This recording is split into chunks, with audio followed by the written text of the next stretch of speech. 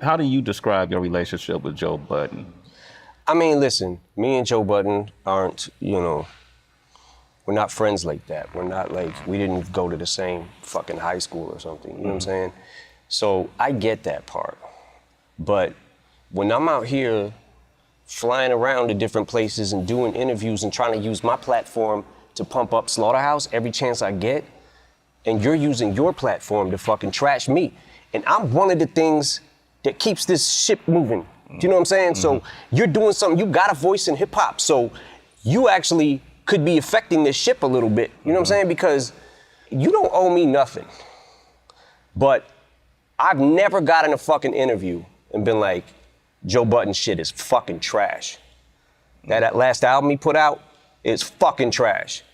So that's kind of the attitude I took to this whole album. Kamikaze is like, all right, what if I give everybody my opinion about them? But look, I want to talk about Slaughterhouse, because there's a lot of, including myself, people that really feel like the Slaughterhouse saga was unfinished. You know, I know there's a Glass House album that was pretty much completed but never released, right? Where we had left it about 2 years ago was everybody came in and some of the guys in the group picked certain beats. Some of the guys didn't feel those beats, so they liked the other beats. And there was definitely enough songs to put an album out, but for the most part, it wasn't a complete picture because everybody wasn't on the same page of what their favorite songs were. So I thought they were gonna go back home, regroup, and try to make a few more songs. I didn't hear anything from that, and then at that point I started getting really deep into Revival. I was recording every day. So a couple months go by, and from what I understand it to be, what I was told, I didn't hear this firsthand, but Joe said, Slaughterhouse ain't hot right now, we don't have a buzz, we need to put out a mixtape. From that point, everybody started branching out. Royce went and did his album, Prime. Like, everybody started doing their own kind of solo shit. So I thought they were just happy with that. You know what I'm saying? Like, they just wanted to maybe work on their own projects for a while and we would come back and visit this or whatever. When we made the first Slaughterhouse album. The Welcome to Our House? The Welcome to Our House. That was another album that I felt like, holy shit, people literally just trashed this. They trashed this album. There was a huge fucking backlash of, oh man, this ain't what we want to hear. It sounds too polished and all this shit. Like, you're critiquing these guys who are fucking wordsmiths. Do you know what I'm saying? Like, so there's a certain type of person that, oh man, I only like the beats. There's a certain type of person that will lean towards lyrics more. There's a certain type of person that will lean towards a voice more, they like better. You know what I'm saying? Like, everybody leans towards their own thing, but I was just like, holy shit. Because to me, the beats were crazy on that album. And only thing I did was added my little touch of like sprinkling music in these tracks and mixing them to try to bring out, the production a little bit. Which I don't even know if I did any actual beats on there on the first album, but all I heard was the backlash that it was too polished. Yeah. So we said, okay, let's do another album and then you guys do what you want to do with it. Which is we left the ball in their court kind of thing. So I didn't want to touch it in the sense of like, other than give my opinions on songs, I didn't want to touch it with my production because I felt like, what if that is the reason that they didn't sell albums? I don't want to hinder that. You know what I'm saying? So we gave him another album, and next thing I know, I hear Joe talking about who got that money, who got what money. Like, he did say, I saw a clip that he put up, an interview with him and Crooked, that he felt like that maybe, perhaps, like he alluded that you and Paul got majority of the money. But the album, I hate to say this because I think the guys are super fucking talented, but the album didn't do much to even recoup the first budget. Then we spent hundreds of thousands of dollars on the second album that never came out. What money didn't you get? I don't know if I made a fucking dime off Slaughterhouse. I don't care if I made nothing.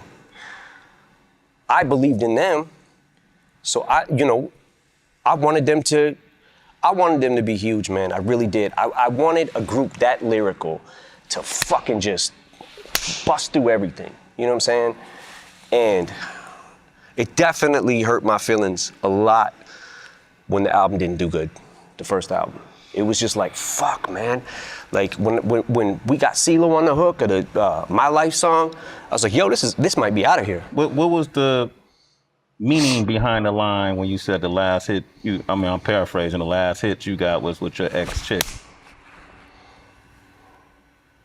That was what that was. What's that? That was a tap. Just a tap? It was a tap, but it was also saying that his alleged domestic abuse things or whatever, which I'm not gonna get into, but I feel like the reason I had to do that is because, like I said, there's a fine line between saying, you know what, this guy's really been cool to me. He's helped me out and tried to help out on many occasions. So I'm not gonna go in on Untouchable like that. I'm gonna say it ain't for me, I'm not crazy about it, whatever. But to be the worst song you've ever heard in your life, have you listened to your own shit? Do you not listen back? Because if that's the worst fucking song you've ever heard in your life, I don't know. Yeah, that's interesting. So we'll never see that Glass House album, probably, as far as you know. I don't know. I don't have the answer to that. I want to just make it clear, though, that aside from the Joe shit, I think that Slaughterhouse is one of the best rap groups to ever happen. But that being said, I wish their first album would have connected. Yeah. To more people than it did. I don't, to this day, I still don't. Me and Paul are like, what the fuck happened? You know what I'm saying? Like, but look, man, everybody's not gonna like everything you put out all the time. So that was a dream team of MCs, though, and I think a lot to what you're saying in regards to why aren't people reacting to these wordsmiths is that's how we came up, you know. And honestly, what people may not realize is that's what really separated hip hop from R&B, rock and roll, and other genres was our ability to bend words, to create patterns that made it unique to our genre specifically, which it seems like it's something that doesn't get any credibility. People don't not everybody put a whole lot into that now. They don't give a lot of credence to that, you know, which is probably, Slaughterhouse could have been a victim of that kind of ideology. You also, in this album, you went in on MGK. You guys had a discrepancy. He mentioned it in his response song, Rap Devil, you know, that let's call Sway and ask him why I can't get on Shade 4-5. That was in response, so I seen him on the street once, and I didn't know he couldn't come up to Shade at that time, 4-5. And I said, man, come on up, man. And then I had to see him again and say, hey, man, I don't know what the shit is, but until that gets cleared up, there's no way I can have you on there. Yeah. What's the shit with that? What happened? Well, the shit is, just for the record, the thing that was going on that he was saying about my daughter, I didn't even know about that until like literally like a year and a half later. Okay. It never hit my radar.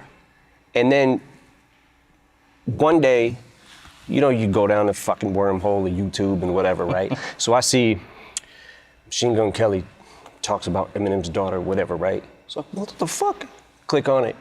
Like, yo, why is he? Then he starts doing a press run, basically, about Haley.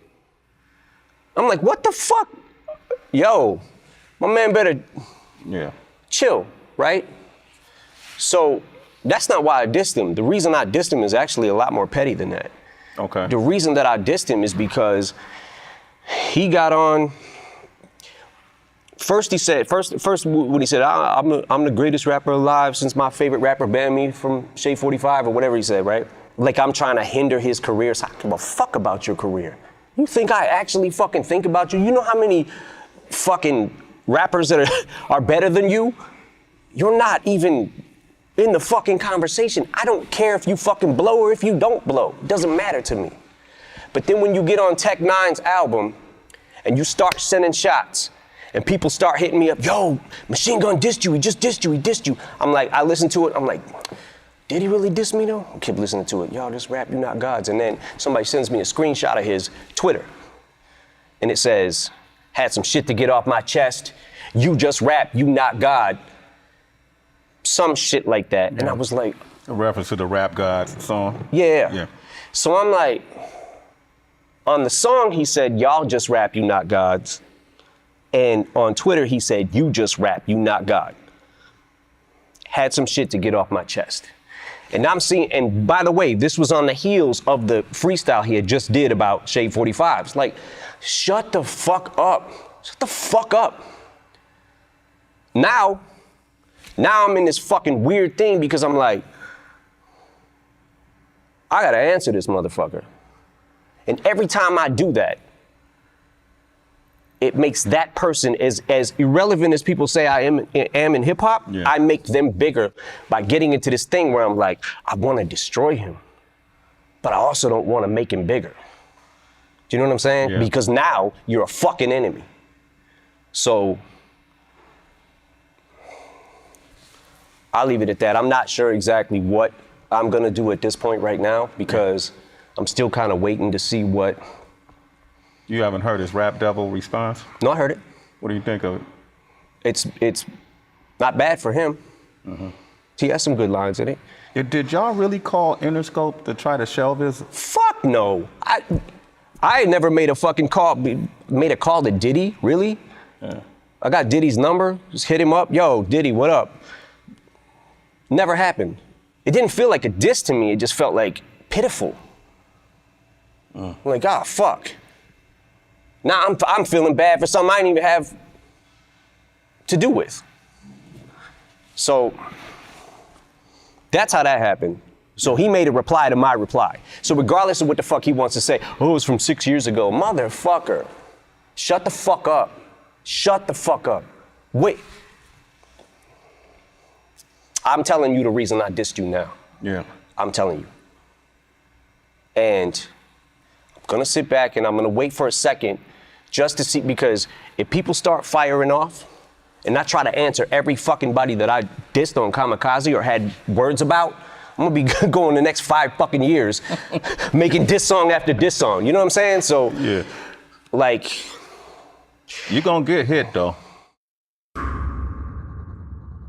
Dre's all over this project? Dre's input was all over it. There's a couple songs that he kind of deaded them just because he didn't have a good reaction to them, and he also felt like one of them was going a little far. A song? Hey, man. What does that mean? Like, how far did it go? It definitely went too far.